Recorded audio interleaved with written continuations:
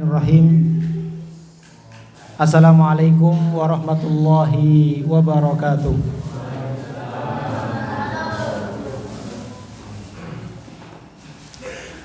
Alhamdulillahi ala ihsanih wa syukru lahu ala taufiqihi wa amtinanih. Wa asyhadu an la ilaha illallah wahdahu la syarikalah ta'dhiman li sya'nih. Wa asyhadu anna Muhammadan abduhu wa rasuluhu ad-da'i ila ridwanih. Salawatullahi wa salamuhu alaihi wa ala alihi wa ashabihi wa ikhwanih. Allahumma la ilma lana illa ma 'allamtana. Allahumma 'allimna ma yanfa'una wanfa'na bima 'allamtana warzuqna ilma. Allahumma inna na'udzubika min ilmin la yanfa' wa min qalbin la yakhsha wa min nafsin la tashba wa min du'ain la yustajabulah. Amma ba'du, kaum muslimin muslimat, Bapak, Ibu, adik-adik jamaah kajian Masjid An-Nur yang semoga senantiasa dimuliakan oleh Allah Subhanahu wa taala. Alhamdulillah, kita bersyukur kepada Allah atas segala limpahan nikmat yang Allah berikan kepada kita, sehingga pada kesempatan kali ini kita dapat hadir di majelis ilmu. Kita selalu berdoa memohon kepada Allah agar memberikan kepada kita tambahan ilmu-ilmu yang bermanfaat, ilmu yang diberkahi oleh Allah Subhanahu wa taala, ilmu yang dapat menambah rasa takut kita dan ketakwaan kita kepada Allah Subhanahu wa taala. Kaum muslimin muslimat rahimani Allah wa iyyakum.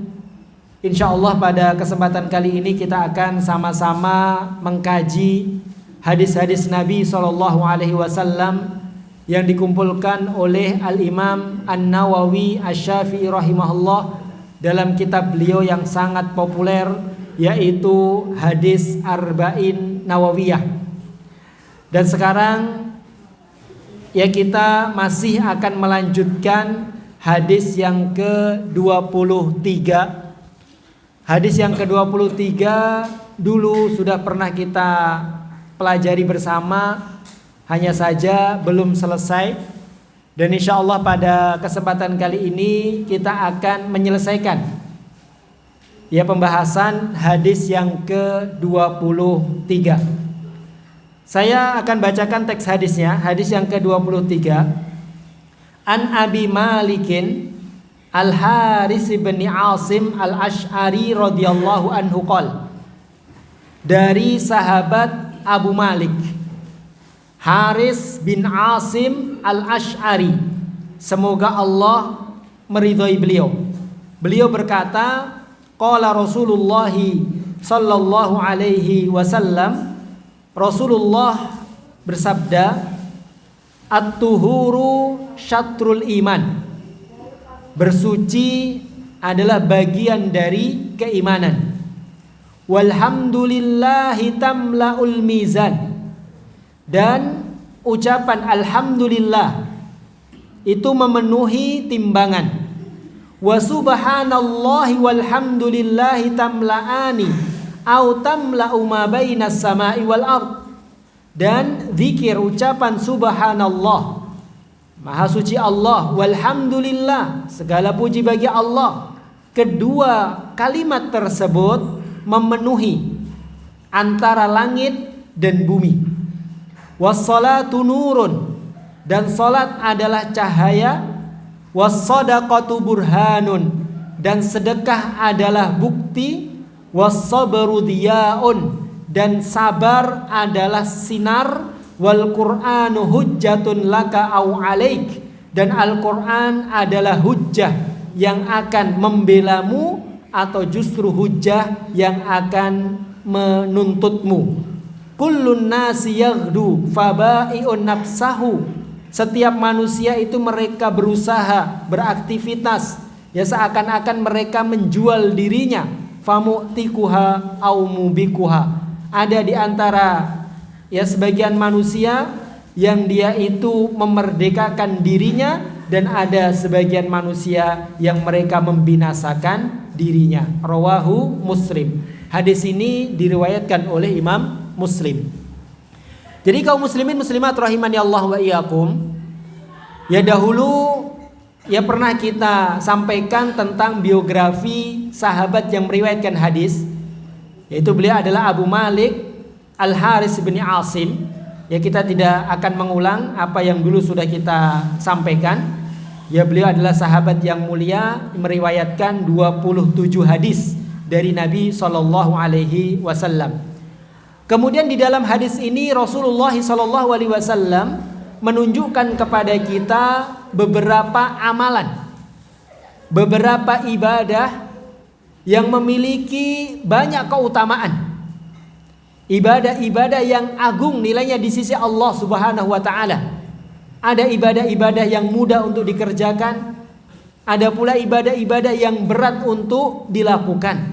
Namun semuanya adalah ibadah yang agung yang memiliki banyak keutamaan.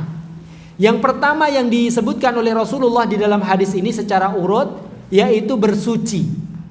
Ya bersuci adalah bagian dari keimanan. Dan namun sudah kita sampaikan pada pertemuan sebelumnya, ya tidak kita ulangi. Kemudian setelah bersuci Rasulullah menyebutkan amalan yang lain yaitu berzikir.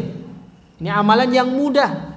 Berzikir ya setiap kita bisa melakukannya kapanpun dan dimanapun. Bahkan ya di sela-sela kita beraktivitas kita bisa berzikir kepada Allah. Ya kemudian lebih spesifik lagi di sini ya Rasulullah menyebutkan kalimat-kalimat zikir yang mudah, yang insya Allah kita semuanya menghafalnya. Namun ternyata mungkin sebagian kita tidak mengetahui bahwasanya kalimat tersebut adalah kalimat yang luar biasa. Di antaranya adalah tahmid, alhamdulillah, segala puji bagi Allah Subhanahu wa taala, dan dulu sudah kita jelaskan tentang ya zikir tersebut. Di mana kata Rasulullah, ucapan alhamdulillah itu memenuhi timbangan.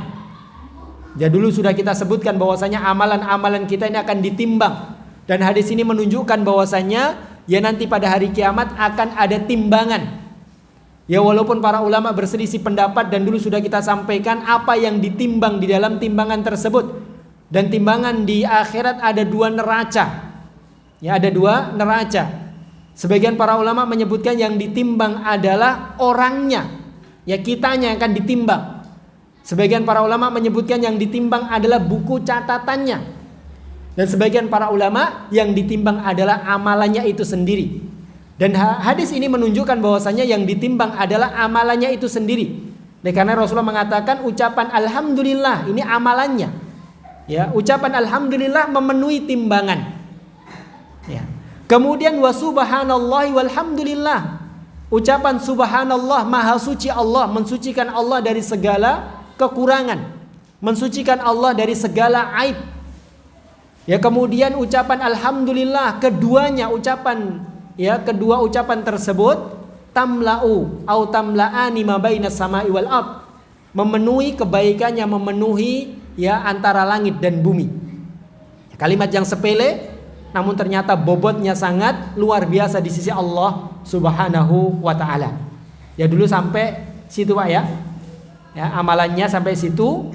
Kemudian sekarang kita lanjutkan amalan berikutnya yang disebutkan oleh Rasulullah SAW di dalam hadis ini, yaitu yang disebutkan berikutnya adalah as-shalah, yaitu salat. Kata Rasulullah, was-salatu nurun. Ya salat adalah cahaya. Ya salat adalah cahaya. Rasulullah mengabarkan salat adalah cahaya, dan para ulama menjelaskan yang dimaksud cahaya di sini apa? Ini ada 2 penafsiran dan dua-duanya benar. Ya, kita mungkin tahu, kita mungkin hafal, salat itu adalah cahaya. Tapi apa maksud cahaya di situ? Ya, di situ ada 2 penafsiran dan dua-duanya benar. Yang pertama adalah penafsiran secara hakiki, secara hakikatnya. Yang kedua adalah majazi, majaz, kiasan. Yang pertama adalah cahaya yang hakiki, yaitu benar-benar cahaya. Kita tahu cahaya, ya penerang, yang menerangi. Salat adalah cahaya, yaitu benar-benar cahaya yang akan menerangi. Dan salat ini adalah cahaya ya untuk orang-orang yang mengerjakannya, menjaga sholat, cahaya di dunia dan cahaya di akhirat. Ya, cahaya di dunia, bahwasanya sholat ini ya akan menerangi hati kita, yang hatinya mungkin gelap, hatinya susah, hatinya sedih, ya maka bisa diterangi dengan sholat. Ya, cahaya di dunia. Karena Rasulullah SAW pernah mengatakan kepada Bilal bin Rabah, beliau adalah salah satu dari muadzin Nabi SAW. Ya, muadzin beliau. Rasulullah mengatakan kepada Bilal, ya Bilal, arihna bis shalah. Wahai Bilal, arihna, buatlah kami ini senang. Buatlah kami ini senang, istirahat dari segala kelelahan dunia dengan panggilan sholatmu. Di Rasulullah SAW menjadikan sholat ini sebagai penyejuk, sebagai penenang hati. Terkadang orang sibuk dengan urusan-urusan dunia, dengan pekerjaannya, dengan urusan keluarganya, urusan mungkin dengan studinya, ya, urusan-urusan dengan orang lain, urusan-urusan pekerjaan dan yang lainnya, ya mungkin akan membuat seseorang itu capek, lelah, membuat orang itu sedih dan yang lainnya. Dan penyejuknya, penenangnya yang membuat kita ini rehat, yaitu sholat. Ya, ketika sholat, masya Allah kita merasakan, ya kita berhenti sejenak dari segala kesibukan dunia, pikiran-pikiran yang menyibukkan kita. Ya, sholat adalah cahaya ya bagi seseorang di dunia. Juga Rasulullah SAW pernah mengatakan, ju'ilat qurratu aini fis shalah. Dijadikan penyejuk pandangan untukku, penyejuk pandanganku, penyejuk hati, yaitu sholat. Ya, tapi semuanya tergantung dengan hati. Terkadang ada sholat itu yang menjadi beban bagi sebagian orang. Ada sebagian orang yang sholat itu justru menjadi penyejuk hati. Kalau kita bagaimana Pak? Sholat ini menjadi penyejuk hati kita atau menjadi beban kita Pak? Ya, penyejuk insya Allah ya. Insya Allah sholat adalah penyejuk hati. Ya. Ini cahaya di dunia. As-sholatu nurun. Dan sholat juga cahaya di akhirat. Ya, dimulai dari di alam kubur. Kita tahu semuanya. Ya, semuanya akan melalui ya alam kubur. Semuanya akan akan melewati alam kubur sebelum nanti di akhirat. Dan alam kubur adalah muqaddimatul akhirah, adalah permulaan, pintu gerbang untuk menuju kampung akhirat. Dan alam kubur ini, kita tahu alam kubur ini gelap sempit dan yang lainnya. Kita sendiri di alam kubur tersebut. Maka sholat itu adalah sebagai cahaya. Ya, sholat adalah cahaya seseorang nanti di alam kuburnya. Orang yang menjaga sholatnya, maka ia akan diberikan cahaya, penerang di alam kuburnya. Ya. Dan kita tahu orang yang di alam kubur ini mereka merasakan ya sedih. Ya, orang yang di alam kubur itu gelap, kemudian sendiri. Ini kata para ulama itu adalah siksaan tersendiri. Belum disiksa dengan siksaan-siksaan alam kubur, dia sendirinya dia di alam kubur dengan keadaan sangat gelap, itu sudah siksaan tersendiri. Itu sudah merupakan siksaan.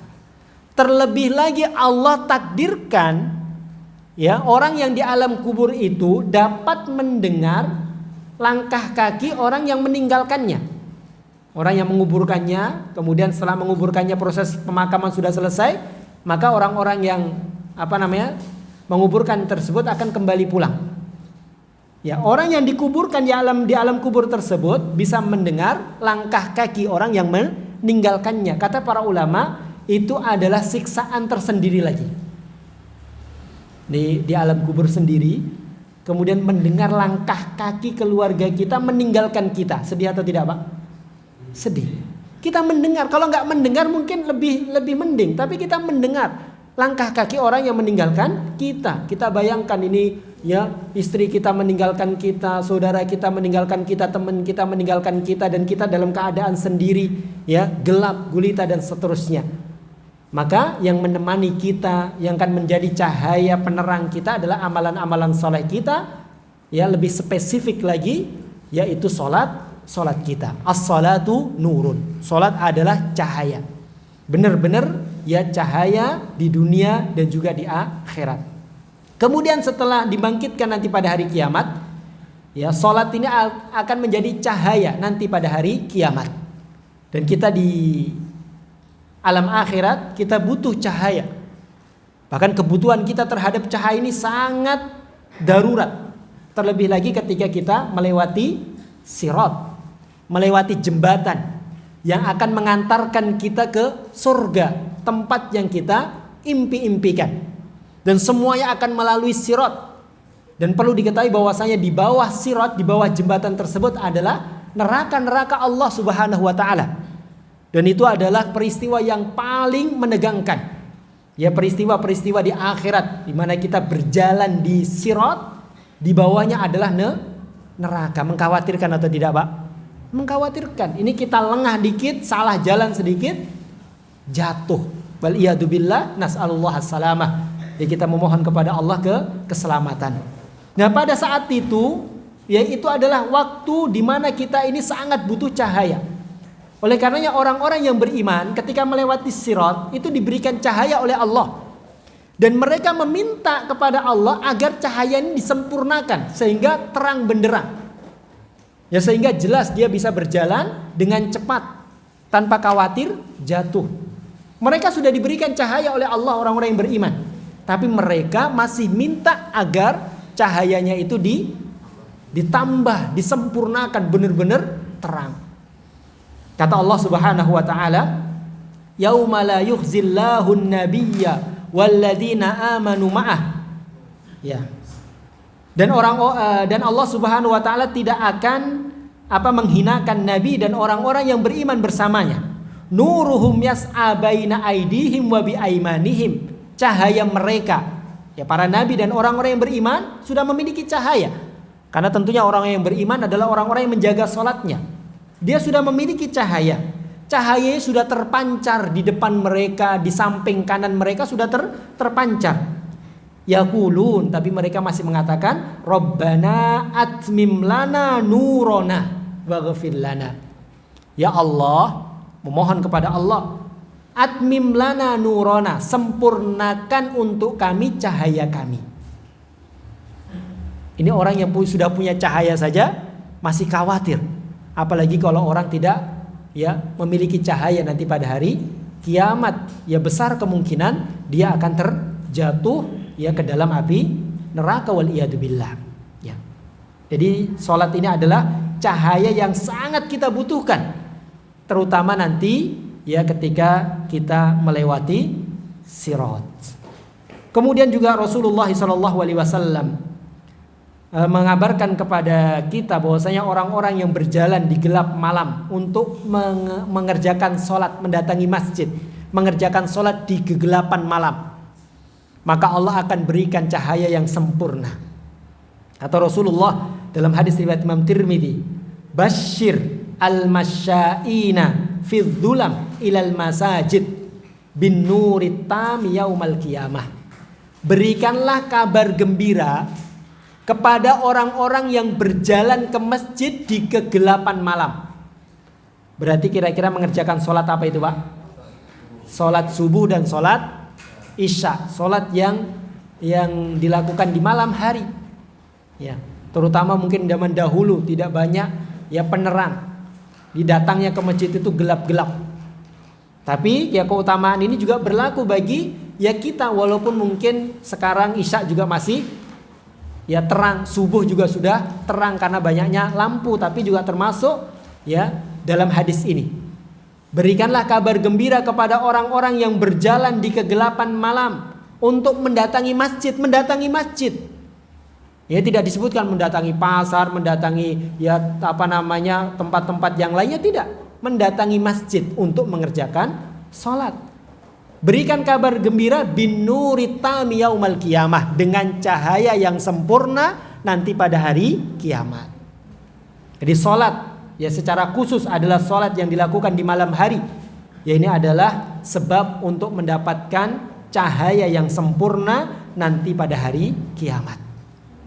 Dan kata Rasulullah SAW dalam hadis riwayat Imam Ahmad, man hafadha 'alaiha, barang siapa yang menjaga solatnya, solat 5 waktu, kanat lahu nuron wa burhanan wa najatan yaumal qiyamah, maka nanti pada hari kiamat dia akan mendapatkan cahaya. Siapa? Orang yang menjaga solat 5 waktunya akan mendapatkan cahaya pada hari kiamat, mendapatkan petunjuk, dan akan mendapatkan keselamatan. Sebaliknya, wa man lam yuhafid 'alaiha lam yakun lahu nuron wala burhanan wala najatan.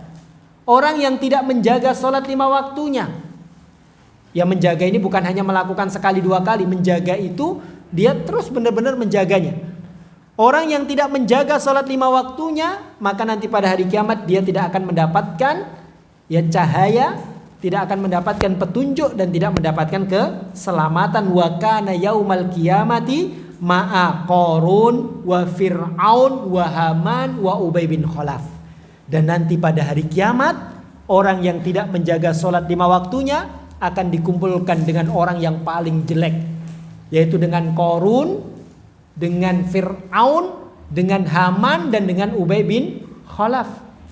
Ya para ulama menjelaskan, ya karena mereka ini adalah orang-orang yang membangkang kepada Allah. Mereka adalah orang yang meninggalkan sholat. Qarun yang meninggalkan sholat karena sibuknya dengan hartanya, sibuk ngurusin harta, sehingga melalaikan dia dari mengingat Allah Subhanahu wa ta'ala. Fir'aun tidak mengerjakan sholat, lalai, ya, dia jauh dari Allah, tidak mengingat Allah, tidak beriman kepada Allah. Karena apa? Karena kerajaannya. Haman ada seorang panglima, perdana menteri. Ya dia tidak mengerjakan sholat. Kenapa? Karena sibuk dengan jabatannya.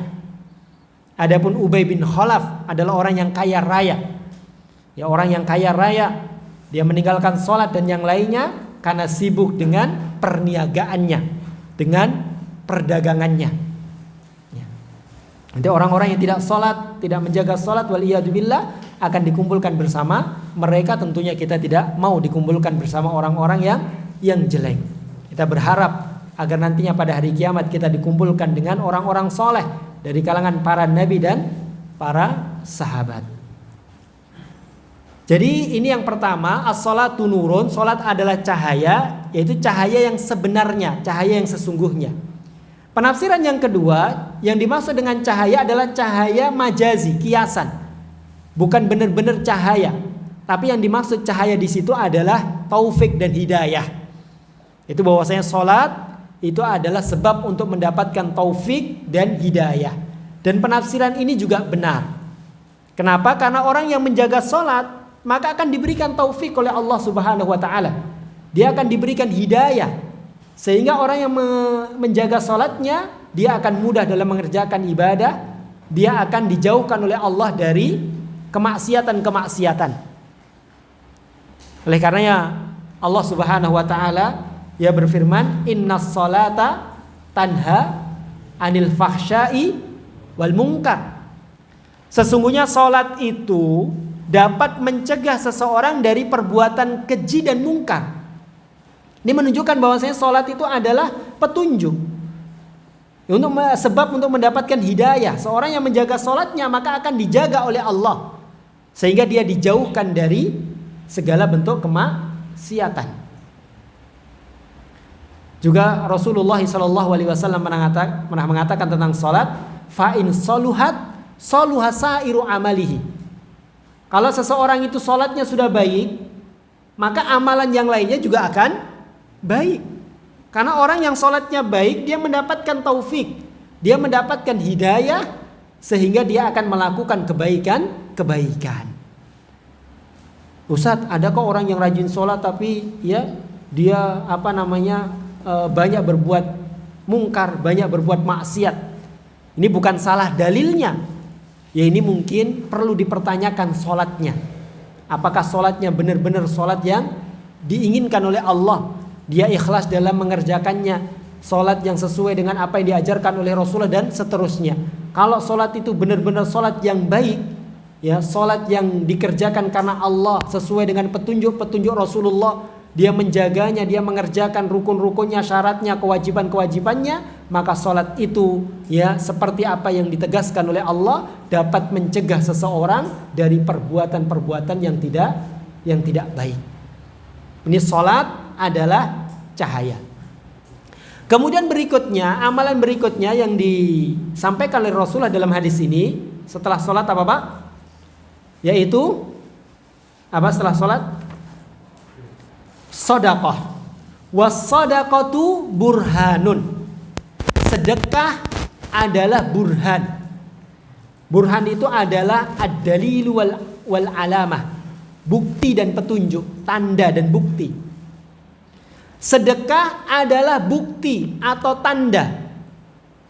Tanda apa? Bukti apa? Bukti kuatnya keimanan seseorang dan kuatnya kecintaan seseorang kepada Allah Subhanahu wa ta'ala. Jadi sedekah itu Pak, kalau orang bersedekah di jalan Allah, maka dengan sendirinya dengan dia mengeluarkan sedekah ini sudah menjadi bukti.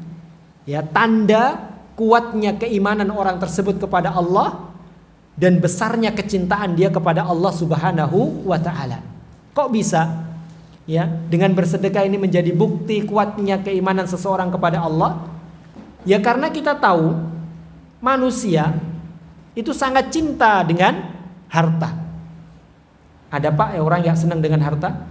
Ya, orang rata-rata ya senang dengan harta, cinta dengan harta.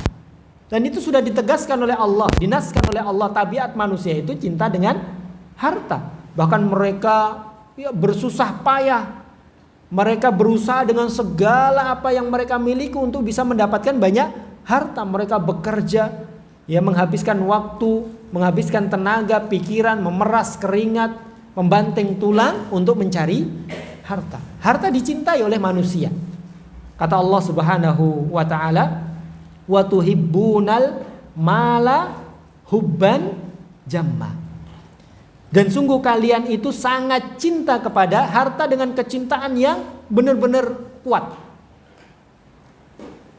Dalam ayat yang lain Allah mengatakan wa innahu lihubbil khairi lasyadid. Dan sungguh ya orang tersebut sangat bakhil. Kenapa bakhil? Karena kecintaannya yang sangat kuat terhadap hartanya. Nah, ketika seorang itu mau bersedekah, ya, bersedekah itu kan mengeluarkan sebagian harta kita di jalan Allah. Ketika orang itu mau bersedekah, menyerahkan sebagian hartanya di jalan Allah, ya, maka ini sesuatu yang luar biasa. Ini bukti karena dia cinta kepada harta dan dia mendapatkan harta itu dengan susah payah. Tapi dengan cuma-cuma dia mengeluarkan. Dengan cuma-cuma dia memberikan kepada orang lain. Dengan cuma-cuma dia berikan kepada orang tuanya, dia berikan kepada saudaranya, dia berikan kepada orang yang mungkin tidak ada ikatan keluarga tapi orang tersebut membutuhkan. Dia berikan kepada ya Masya Allah misalnya ya dia berikan makanan dan yang lainnya, kemudian dia sedekahkan di jalan Allah Subhanahu wa ta'ala. Ya misalnya ya ini Masya Allah ini ada snack, ya tentunya ini sedekah dari ya orang-orang yang bersedekah. Ini bersedekah di jalan Allah, dia keluarkan uang dan itu tidak sedikit, dia berikan kepada orang-orang. Padahal dia sendiri cinta kepada harta, dia mencarinya itu dengan susah payah, tapi dia keluarkan dengan enaknya saja dia keluarkan. Maka ini bukti as-sadaqatu burhan. Ini kalau bukan karena kecintaannya yang kuat kepada Allah, ya keimanannya yang kuat kepada Allah, maka ini sulit untuk dilakukan. Ya. Dan sedekah kaum muslimin muslimat rahimani Allah wa iyyakum. Sedekah ini adalah amalan yang luar biasa. Amalan yang luar biasa, bahkan kalau kita bisa katakan adalah amalan yang keutamaannya secara khusus itu disebutkan paling banyak daripada keutamaan-keutamaan yang lain. Di dalam ayat-ayat, di dalam hadis-hadis yang menyebutkan tentang keutamaan sedekah ini luar biasa. Bahkan sedekah ini adalah ibadah yang pahalanya, balasannya dari Allah itu disegerakan di dunia dan nanti disempurnakan di akhirat.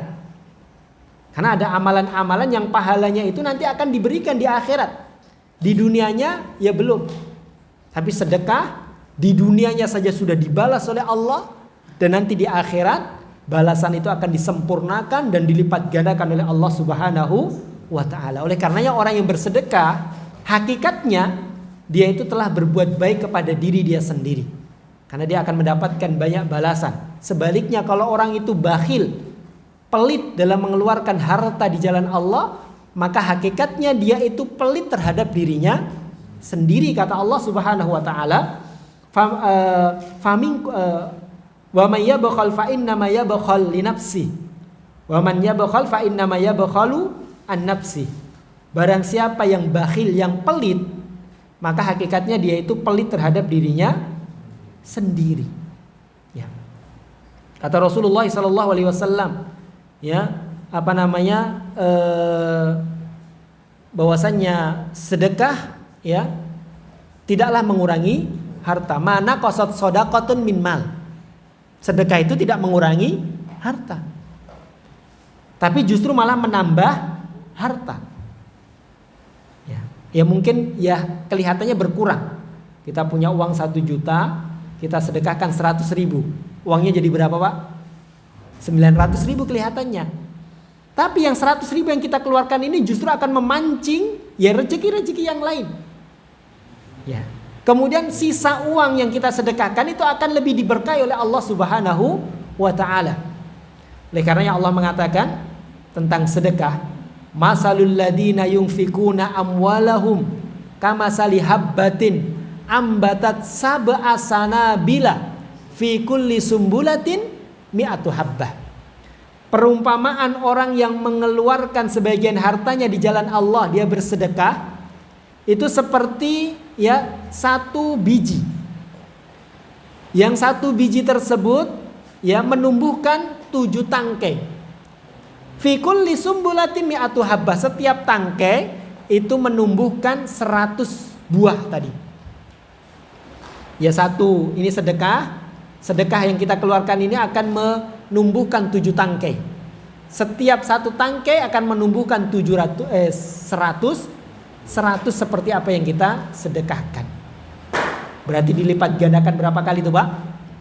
700 kali lipat. 700 kali lipat. Ini sedekah yang luar biasa. Bahkan Rasulullah SAW pernah mengatakan, ya, Rasulullah bersabda tentang 2 malaikat yang setiap pagi turun. Ya, Rasulullah mengatakan, ma min yaumin yusbihul ibadi fihi illa malakani yang zilani. Tidaklah ya ada hari ya kecuali di pagi hari tersebut ada 2 malaikat yang turun fayaqulu ahaduhuma. Dari 2 malaikat tersebut yang satu akan berdoa kepada Allah. Ini ingat, yang berdoa adalah malaikat, makhluk yang tidak pernah bermaksiat kepada Allah, maka besar kemungkinan doanya akan dikabulkan oleh Allah. Malaikat yang pertama dia berdoa, Allahumma a'ti munfiqan khalafan. Ya Allah, berikanlah kepada orang-orang yang bersedekah hari ini ganti yang lebih banyak, lebih baik. Jadi didoakan oleh malaikat yang bersedekah pada hari itu, dan ini setiap hari. Setiap hari didoakan oleh malaikat, orang yang bersedekah akan diganti oleh Allah. Dan malaikat yang kedua juga berdoa, Allahumma a'ti mumsikan talafan.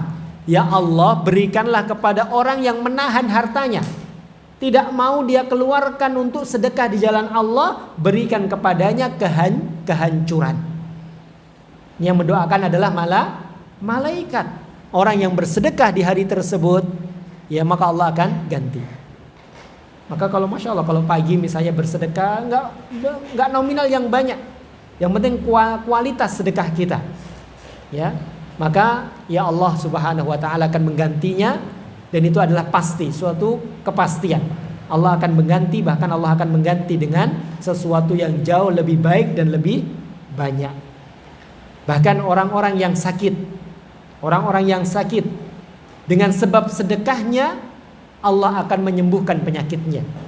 Kata Rasulullah SAW, dawu mardakum bis sadaqah. Obatilah orang-orang yang sakit di antara kalian dengan bersedekah. Coba Pak, misalnya kita sakit atau keluarga kita sakit. Coba ikhlaskan niat, dia benar-benar ikhlas. Bismillah, dia bersedekah. Ya. Maka ya insya Allah ya Allah akan memberikan kesembuhan ya untuk penyakit tersebut. Karena sedekah ini sebab untuk mendapatkan semua kebaikan. Ya, sebab untuk mendapatkan semua kebaikan. Di dunia dan juga di akhirat. Di akhirat bahwasanya sedekah ini akan menghapuskan dosa-dosa. Sedekah akan menghapuskan dosa-dosa. Kata Rasulullah SAW, ya, as-sadaqatu tudfi'ul khati'ata kama yudfi'ul ma'un nar. Sedekah ini dapat menghapuskan dosa-dosa sebagaimana air dapat memadamkan api. Dan nanti pada hari kiamat yang luar biasa, orang yang bersedekah dengan ikhlas dia bersedekah, maka Allah akan memberikan kepadanya naungan. Salah satu dari 7 orang yang luar biasa yang Allah berikan naungan pada hari kiamat. Yang tidak ada naungan pada hari itu kecuali naungan dari Allah. Kata Rasulullah, sab'atun yudhilluhumullahu fi dhillihi yauma la dhilla illa dhilluh. 7 orang yang akan dinaungi oleh Allah pada hari di mana tidak ada naungan kecuali naungan dari Allah. Siapa 7 orang tersebut? Ini 7 orang yang luar biasa. 7 orang yang mengamalkan amalan yang luar biasa. Di antaranya kata Rasulullah SAW, rajulun, seorang tasaddaqa bisadaqatin, yang dia itu bersedekah dengan suatu sedekah, apapun sedekah tersebut.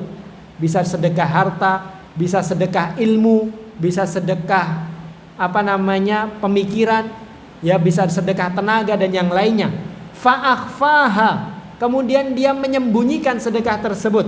Hatta la ta'lamu shimaluha ma tunfiqu yaminuha, sampai-sampai tangan kirinya tidak tahu apa yang disedekahkan oleh tangan kanannya. Ya. Akan mendapatkan naungan pada hari kiamat. Ini hujan Pak. Allahumma shayyiban nafi'an.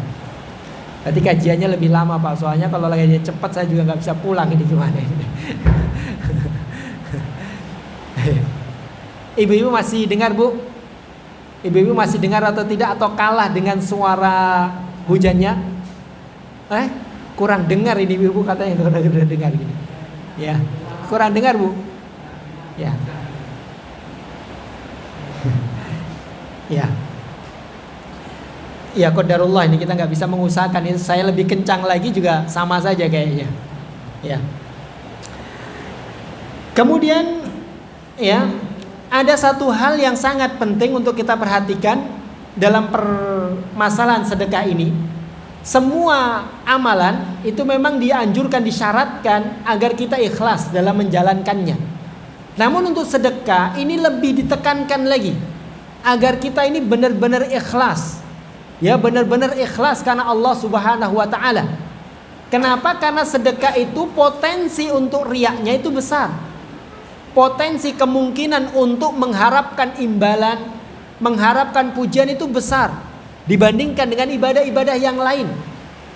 Walaupun semuanya berpotensi untuk riya, tapi sedekah, orang sedekah, Masya Allah, orang sedekah memberikan kepada orang lain, maka potensi kemungkinan ya dia mengharapkan imbalan itu besar, atau potensi untuk dipuji oleh manusia itu besar.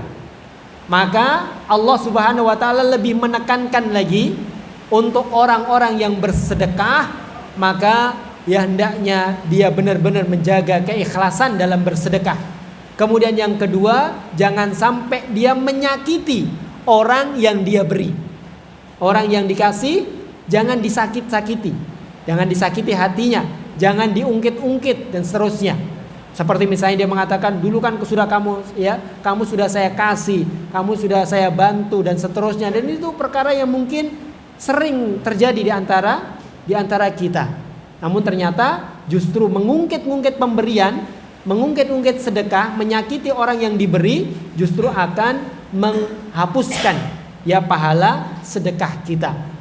Kata Allah Subhanahu wa taala, alladzina yunfikuna amwalahum fi sabilillah. Sesungguhnya orang-orang yang menyedekahkan hartanya di jalan Allah. Ini menunjukkan bahwasanya dia itu sedekah ikhlas karena Allah. Tsumma la yutbi'u ma anfaqau mannan wala adha. Kemudian dia tidak mengiringi sedekahnya dengan mengungkit-ungkitnya atau menyakiti hati orang yang diberi. Ikhlas, kemudian tidak mengungkit-ungkit. Lahum ajruhum inda rabbihim. Maka dia akan mendapatkan balasan yang besar di sisi Allah Subhanahu wa taala, wala khaufun 'alaihim wala hum yahzanun, dan tidak akan ada rasa takut dan tidak ada rasa sedih bagi mereka. Jadi harus ikhlas dan tidak mengungkit-ungkit. Ini kan dulu saya yang ngasih, ini kan dulu saya yang bangun, ini kan dulu kamu yang saya bantu dan seterusnya. Ini justru malah akan menghapuskan pahala sedekah kita. Kemudian berikutnya kaum muslimin muslimat rahimani Allah wa iyyakum, amalan berikutnya setelah sholat, sedekah, kemudian apa Pak? Sabar. Kata Rasulullah, was-sabru diyaun. Dan sabar adalah sinar. Kalau sholat tadi apa Pak? Cahaya, nur. Kalau sabar, dia sinar. Apa bedanya Pak? Cahaya dengan sinar? Ya. Kalau cahaya itu adalah cahaya penerang, tapi tidak disertai dengan panas. Tapi kalau sinar itu ada cahaya, tapi disertai dengan panas. Lampu ini cahaya atau sinar?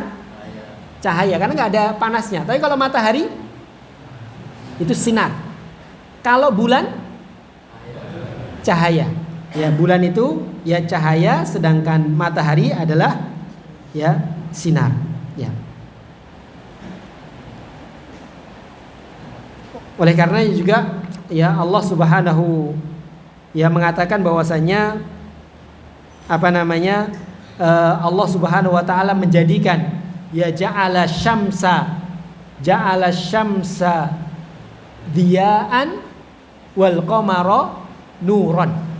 Allah menjadikan matahari itu adalah dia, sinar, dan Allah menjadikan bulan itu adalah nur, cahaya. Karena matahari ada panasnya, bulan tidak ada panasnya. Nah, sabar itu adalah cahaya tapi disertai dengan rasa panas. Kenapa? Karena orang yang bersabar itu sulit. Kalau bersabar itu berarti dia telah menghadapi suatu musibah. Orang bersabar itu sulit Pak ya? Sulit atau tidak? Sulit. Orang sakit misalnya, orang misalnya hartanya hilang misalnya, atau misalnya yang lebih parah lagi, orang yang dia cintai misalnya diwafatkan oleh Allah. Dia sedih. Tapi dia harus sabar. Tapi kesabaran itu kan disertai dengan rasa yang susah, sakit. Entah itu sakit badannya atau sakit perasaannya, sedih. Oleh karenanya para ulama itu mengatakan as-sabru misla ismihi. Sabar itu seperti namanya, berat. Berat, murrun madhaqatihi, sangat pahit rasanya. Lakin awakibahu ahalla minal asal. Tapi endingnya atau akhirnya itu lebih manis daripada madu. Di sabar itu awalnya memang pahit, susah, sedih, berat. Tapi akhirnya kalau kita sudah bisa melalui musibah tersebut, dia berhasil sabar untuk menghadapi musibah tersebut, ya maka akibatuhu ahalla minal asal. Maka hasilnya itu lebih manis daripada madu. Tapi harus susah terlebih dahulu. Dan sabar ini ya luar biasa. Ya sabar ini pahalanya luar biasa. Kata Allah Subhanahu wa taala, "Innama yuwaffas sabiruna ajrahum bighairi hisab." Sesungguhnya Allah akan membalas orang-orang yang bersabar dengan pahala yang tanpa ada batasnya. Sangat besar pahalanya. Dan ingat, sabar itu apa sih Pak? Sabar itu Pak? Sabar itu apa sih? Sabar itu adalah al-habs. Dia menahan diri. Menahan diri untuk tidak melakukan hal-hal yang dilarang ketika mendapatkan musibah.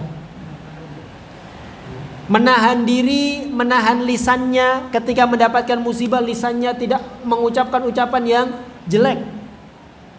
Atau menahan tangan untuk tidak melakukan hal-hal yang jelek. Misalnya dia mendapati sesuatu yang tidak dia inginkan, tangannya misalnya melempar apa begitu, atau kakinya nendang, atau lisannya mengucapkan hal yang tidak baik, maka berarti orang tersebut tidak sabar. Orang sabar itu menahan diri. Walaupun dia sedih, walaupun dia sebetulnya tidak ingin, tidak ridho dengan tidak suka dengan musibah tersebut, tapi dia tahan, dia tahan. Ini adalah orang yang sabar. Dan sabar ini para ulama menjelaskan ini ada 3 macam. Yang pertama, sabar dalam menjalankan ketaatan. Menjalankan ketaatan itu berat, butuh kesabaran. Dan contoh yang paling baik sabar dalam menjalankan ketaatan adalah Nabiullah Ibrahim alaihissalam. Ketika diperintahkan oleh Allah untuk menyembelih putranya Ismail. Berat tidak Pak? Ya berat. Mungkin kalau perintah tersebut Allah berikan kepada kita, kita tidak akan mampu. Oleh karena Allah mengatakan, inna hadzalahu wal balaul mubin. Sungguh ini adalah ujian. Ujian yang sangat berat, ujian yang nyata. Tapi dari sini kita tahu ternyata Nabi Ibrahim sangat bersabar, apalagi Nabi Ismail. Nabi Ismail mengatakan, ya abati if'al ma tu'mar. Wahai ayahku, lakukan apa yang diperintahkan oleh Allah. Satajiduni insyaallahu minas sabirin.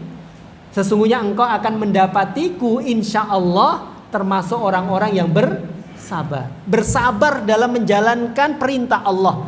Nabi Ismail bersabar walaupun itu harus rela untuk disembelih.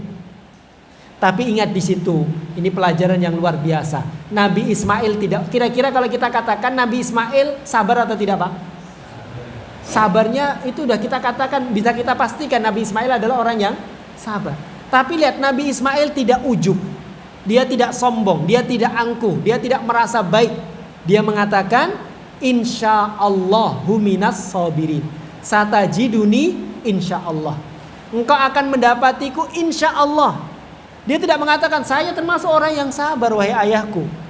Saya adalah orang yang enggak seperti itu. Tapi beliau mengatakan insyaallah ya saya termasuk orang-orang yang bersabar. Ini menunjukkan ketawaduan. Tawaduknya Nabi Ismail. Bahkan kalau bisa kita katakan itu sudah benar-benar sudah sabar. Mungkin tidak ada tingkatan kesabaran yang lebih luar biasa daripada apa yang dilakukan oleh Nabi Ismail. Tapi beliau tidak sombong. Sabar yang kedua yaitu sabar dalam meninggalkan larangan, meninggalkan kemaksiatan. Orang meninggalkan kemaksiatan itu terkadang butuh perjuangan. Mungkin dia orang yang sudah terbiasa dalam melakukan hal-hal yang tidak baik misalnya. Contoh misalnya, mohon maaf ini hanya contoh, misalnya orang yang sudah terbiasa berjudi, orang yang sudah terbiasa minum khamr, ya. Itu ya dia mungkin sudah terbiasa. Ya. Tapi dia harus meninggalkan karena itu adalah larangan. Dan meninggalkan sesuatu yang biasa kita lakukan dari kemaksiatan itu berat, maka butuh bersabar. Dan contoh yang paling baik ya, model sabar yang kedua ini meninggalkan kemaksiatan yaitu apa yang dilakukan oleh Nabiullah Yusuf alaihissalam. Nabi Yusuf meninggalkan perbuatan zina. Yang padahal pada saat itu sudah kesempatan sudah sangat terbuka lebar. Di mana Nabiullah Yusuf dipaksa. Bukan beliau yang mengajak, tapi dipaksa. Dan yang memaksa adalah wanita yang diinginkan oleh semua laki-laki. Wanita yang sangat cantik jelita, ya, dia adalah permaisuri dan seterusnya yang diinginkan oleh semua laki-laki. Dan Nabi Yusuf dipaksa, ya, bahkan ya mereka berdua sudah berada di rumah ruangan yang sudah tertutup rapat. Bisa dipastikan mereka aman dari manusia. Ini kalau mungkin di zaman kita waliyadzubillah, ya mungkin walaupun orang itu mungkin ya beriman dan seterusnya, ini akan sulit keluar dari kondisi seperti itu. Dipaksa, apalagi Nabiullah Yusuf disebutkan oleh para ulama itu bukan orang situ. Kalau bukan orang situ maka akan lebih mudah untuk melakukannya karena tidak menanggung malu dan seterusnya. Artinya banyak sekali kemungkinan ya Nabiullah Yusuf harusnya terjatuh dalam kemaksiatan tersebut, tapi beliau bersabar. Dan Nabiullah Yusuf adalah seorang pemuda, umumnya seorang pemuda ya yang sangat tergiur dengan wanita. Bukannya Nabi Yusuf tidak ada hasrat kepada wanita, ada hasrat kepada wanita, tapi beliau tahan karena ini adalah larangan Allah dan beliau bersabar ya karena sulitnya menahan ya hal tersebut. Tapi Nabiullah Yusuf ya mampu bersabar dalam meninggalkan kemaksiatan. Ya terkadang kita ya sebetulnya kemaksiatan sebetulnya kita mudah saja meninggalkan, tapi justru kita malah mencari-cari. Waliyadzubillah. Misalnya di HP, harusnya HP itu lewat-lewat saja. Tapi terkadang orang waliyadzubillah, ya pintu kemaksiatan sebetulnya sudah ditutup oleh Allah, malah dia buka. Ya. Ini harus bersabar dalam model yang kedua, meninggalkan kemaksiatan. Kemudian yang ketiga, sabar yang ketiga yaitu sabar dalam menghadapi ketentuan Allah, takdir Allah. Terkadang takdir Allah itu bagi kita adalah buruk, tapi bagi Allah semuanya baik. Tapi kalau dinisbatkan kepada kita, terkadang ada takdir-takdir Allah yang kita tidak kehendaki. Kita diberikan musibah sakit, kita diberikan musibah kurang harta dan seterusnya, susah dalam hidup dan seterusnya. Maka sebagai seorang mukmin ya kita harus bersabar. Bersabar dalam menghadapi apa yang sudah ditetapkan oleh Allah Subhanahu wa taala, menghadapi musibah tersebut. Dan contoh yang paling baik dalam hal ini adalah Nabiullah Ayyub alaihissalam. Nabiullah Ayyub alaihissalam diberikan musibah yang luar biasa, yaitu musibah berupa sakit kulit yang parah, dan beliau derita bertahun-tahun. Bahkan ada yang menyebutkan sampai belasan tahun. Sakit kulit yang parah. Bahkan karena sakit tersebut hartanya habis, padahal beliau adalah orang yang sangat kaya raya. Banyak sekali kekayaannya habis ya karena sakit kulitnya tersebut. Bahkan keluarganya lebih parahnya meninggalkan beliau karena sakit tersebut. Ini kurang berat apa ujiannya? Udah diberikan sakit ya, kalau sakit tapi misalnya keluarga masih masya Allah masih baik kepada kita, harta kita masih banyak seterusnya, mungkin mudah. Tapi ini harta habis, orang-orang terdekatnya meninggalkan beliau, tapi beliau bersabar, bahkan belasan tahun beliau bersabar. Kemudian Allah berikan ya kesembuhan. Allah berikan kesembuhan karena kesabarannya. Allah kembalikan hartanya, Allah kembalikan keluarganya, bahkan hartanya lebih banyak daripada ya sebelumnya. Ya pahit di awal, tapi akhirnya endingnya ya lebih manis daripada madu. Ya. Dan kalau kita perhatikan, kalau kita cermati, musibah-musibah yang Allah berikan kepada kita ini musibah-musibah yang kecil. Kita tidak diperintahkan untuk menyembelih anak kita, ya. Kita tidak diberikan oleh Allah sakit yang lebih parah daripada yang diberikan kepada Nabiullah Ayub dan seterusnya. Ya, maka kita harusnya ya bisa bersabar dengan musibah-musibah kecil yang Allah berikan kepada kita, karena memang musibah itu Allah berikan sesuai dengan kadar keimanannya. Harusnya kita ini bisa bersabar atas hal tersebut, karena musibah yang Allah berikan itu tidak melebihi batas kemampuan seorang hamba. Kata Rasulullah, fayubtalar rajulu ala hasabi dinihi. Seseorang itu akan diuji oleh Allah sesuai dengan kadar keimanannya, kadar kemampuannya. Gak mungkin Allah akan menguji ya seseorang di luar batas kemampuannya. Sebetulnya kalau kita mau sabar, maka itu kita bisa. Namun terkadang kita tidak sabar. Ya terkadang kita tidak ya tidak sabar. Ini ya bersabar. Kemudian yang terakhir yaitu kata Allah, kata Rasulullah SAW, amalan yang terakhir yaitu Al-Qur'anu hujjatun laka au alaik. Al-Qur'an ya adalah hujjah yang akan menolong kita, membela kita pada hari kiamat, namun juga bisa menjadi hujjah yang akan menuntut kita. Jadi Al-Qur'an itu ya tergantung ya apa yang kita lakukan ya dengan Al-Qur'an. Al-Qur'an ini bisa menjadi penolong kita, bahkan akan menjadi hal yang paling memberikan kepada kita manfaat kalau kita mengamalkannya, kita mempelajarinya, kita mendakwahkannya. Ya, maka Al-Qur'an ini akan menjadi penyelamat kita nanti pada hari kiamat. Ya, Al-Qur'an ini akan mengatakan kepada Allah, dia akan meminta kepada Allah. Ya, Rabbi mana'tuhu anin naumi billaili fasyafi'ni fi. Al-Qur'an ini akan berbicara kepada Allah, ya Allah, saya telah menghalang-halangi hambamu ini dari tidurnya di malam hari. Harusnya orang itu malam dia tidur, tapi dia gunakan waktunya untuk belajar Al-Qur'an, untuk membaca Al-Qur'an, mempelajari Al-Qur'an, mendakwahkan Al-Qur'an. Maka kata Al-Qur'an, fasyafi'ni fi, maka izinkan saya untuk memberikan syafaat kepada hambamu ini. Maka kata Rasulullah, fayus syafa'an, maka diberikan izin oleh Allah untuk memberikan syafaat. Jadi Al-Qur'an akan memberikan syafaat kepada kita nanti pada hari kiamat, kalau kita memberikan hak-hak Al-Qur'an. Tapi kalau hak-hak Al-Qur'an tidak kita berikan, kita tidak mempelajarinya, atau kita mempelajarinya tapi tidak ikhlas karena Allah Subhanahu wa taala, kita mempelajari Al-Qur'an, mempeng kita belajar, kita khatamkan, tapi yang kita ingin mendapatkan pujian misalnya, maka ini justru Al-Qur'an akan menghancurkan kita. Kita sudah tahu hukum-hukum yang ada dalam Al-Qur'an, tapi kita tidak mengamalkan, ya tidak mendakwahkan. Maka Al-Qur'an nanti pada hari kiamat justru akan ya menuntut kita. Karena Al-Qur'an ini adalah ilmu. Al-Qur'an adalah nikmat yang paling besar yang Allah berikan kepada seseorang. Ya.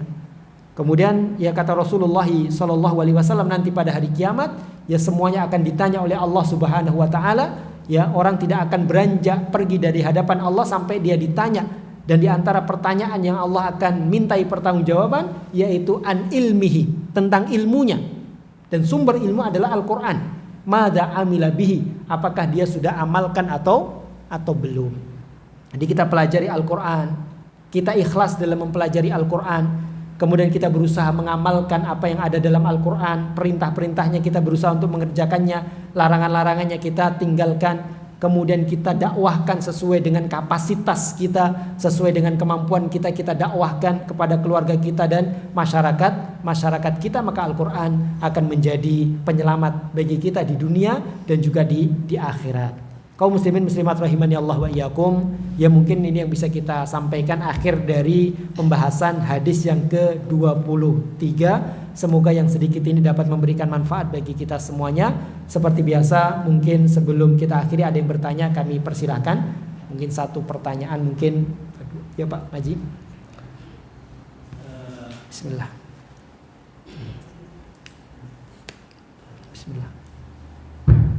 Bismillahirrahmanirrahim. Tanya tentang sedekah atau sedekah adalah bukti dari tanda atau tanda dari keimanan seseorang. Bagaimana dengan sedekahnya orang kafir? Apakah itu juga bisa dikatakan bukti dari keimanan? Yang kedua, orang yang sedekah itu kan kata Ustaz didoakan oleh malaikat agar Allah Subhanahu wa taala mengganti yang lebih baik dan lebih banyak. Apakah orang kafir ketika bersedekah juga didoakan oleh malaikat? Terus. Baik. Ya, pertanyaan yang bagus ya tentang sedekah, dan semoga Allah Subhanahu wa taala memberikan kepada saya khususnya taufik untuk menjawab dengan jawaban yang benar dari pertanyaan tersebut, yaitu sedekahnya orang kafir. Ya, apakah sedekah orang kafir ini termasuk ya bukti keimanan dia atau kecintaan dia kepada Allah? Maka ya sedekah orang kafir ya ini bukan termasuk ya bukti. Ya, karena orang kafir dia sedekah ya, dia tidak mengharapkan akhirat. Orang kafir bersedekah, dia tidak mengharapkan balasan dari Allah karena ya mereka tidak beriman dengan Allah Subhanahu wa taala. Ya. Kemudian apakah ya dia mendapatkan balasan karena doanya malaikat itu akan ya orang yang bersedekah akan mendapatkan balasan dari Allah. Ya. Khalafan, balasan dari Allah. Maka ya orang kafir yang bersedekah, maka dia akan mendapatkan balasan kebaikan dari Allah, tapi balasan tersebut adalah balasan di dunia. Jadi di dunia orang-orang kafir itu ya kalau mereka berbuat baik, maka akan dibalas kebaikan oleh Allah sesuai dengan kehendak Allah, tapi hanya di dunia. Mungkin Allah di dunia akan ya berikan kepadanya balasan ya hartanya dan seterusnya. Tapi tidak ada balasan sedikit pun untuk mereka nanti pada hari kiamat. Karena keimanan ya adalah syarat mutlak untuk bisa mendapatkan pahala di akhirat dari Allah Subhanahu wa taala. Tapi di dunianya karena keadilan Allah, karena rahmatnya Allah, di dunianya mereka akan dibalas oleh Allah dengan kebaikan. Allah berikan kepada mereka kesehatan, Allah tambahkan nikmat kepada mereka di dunia dan seterusnya. Tapi di akhirat tidak ada balasan sampai dia beriman kepada Allah Subhanahu wa taala. Baik, ini mungkin. Ibu-ibu ada? Ada, ibu-ibu 1, 2 yang angkat tangan gimana ini? Semoga soalnya sama jadi jawabannya biar 1 gitu. Biar gak terlalu lama nunggunya ini. Saya khawatir ini bosan ini lama-lama di sini. Ibu? Belum nyala, Mas? Oh ya. Bismillah. Assalamualaikum Ustaz. Ya. Mohon izin bertanya. Salat adalah cahaya. Ya. Mohon maaf. Saya bercerita tadi siang itu telinga saya dan kepala itu berdenging, bengong gitu. Terus saya kasih obat, saya kasih minyak itu belum sembuh. Akhirnya habis maghrib masih berdenging dan nggak enak sekali. Terus kemudian saya berniat sholat ke masjid mendengarkan bacaan imam agar sholatku menjadi obat. Karena bingung ya, namanya berdenging itu mau diobati apa gitu ya, saya bingung. Akhirnya saya memutuskan, ya Allah, saya datang ke masjid untuk mengobati telinga saya yang berdenging itu, semoga sembuh. Akhirnya terkabul Ustaz, alhamdulillah. Jadi mohon maaf, ini tadi sholat adalah cahaya, tadi saya niatnya sholat adalah sebagai obat, begitu Ustaz. Kemudian alhamdulillah terkabul ya ini tadi, berarti tadi setelah imam wassalam saya berdengungnya hilang, jadi sekarang kembali normal lagi telinga saya. Kemudian yang kedua, saya sholat itu berniat berdoa agar menemukan barang saya yang hilang, karena saya kehilangan KTP dan ATM. Kemudian saya lupa yang biasanya saya letakkan di dompet khusus gitu. Nah kebetulan saat itu tidak, saya lupa. Terus saya sholat, ya Allah, timbulkanlah ingatanku agar aku ingat aku meletakkan di mana ATM dan KTP itu. Padahal saya sudah berniat untuk mencari ke kantor polisi, kehilangan begitu. Tapi saya berniat istiqomah untuk berdoa agar Allah memberikan daya ingatanku untuk menaruh hati. Terus saat itu maghrib keringan dimasukkan ke dalam buku yang mana saya juga lupa ya. Itu saya cari buku itu, akhirnya alhamdulillah juga ketemu. Nah hal semacam itu untuk ibadah itu termasuk menyalahi hukum apa tidak? Mohon maaf Ustaz. Dengan kejadian seperti itu dihubungkan dengan masalah pribadi yang yang saya alami begitu. Mohon maaf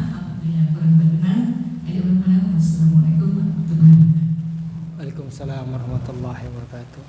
Jadi ya Ibu bertanya atau menyampaikan dua peristiwa yang dialami.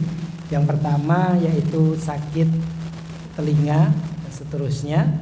Ya kemudian alhamdulillah ya setelah diobati ya tidak sembuh-sembuh, kemudian dia pergi ke masjid untuk mengerjakan sholat, mendengarkan Al-Quran dan bacakan, kemudian sembuh. Ya ini alhamdulillah. Ya, ini bisa jadi adalah rahmat Allah Subhanahu Wa Taala, keberkahan, karena kesembuhan itu adalah dari Allah Subhanahu Wa Taala. Dan bisa jadi ya dengan sholat yang dia kerjakan, dia mendengar bacaan Al-Quran, kebaikan-kebaikan yang dia kerjakan bisa menjadi sebab ya ibu mendapatkan kesembuhan, dan itu erat hubungannya dengan hal tersebut. Ya. Kemudian yang kedua, ini masalah yang kedua ketika barangnya hilang, jadi KTP-nya hilang, kemudian dia sholat jadi ingat. Maka ini ada dua kemungkinan. Semoga ini kemungkinan yang kedua, karena kemungkinan yang pertama ya itu adalah godaan syaitan.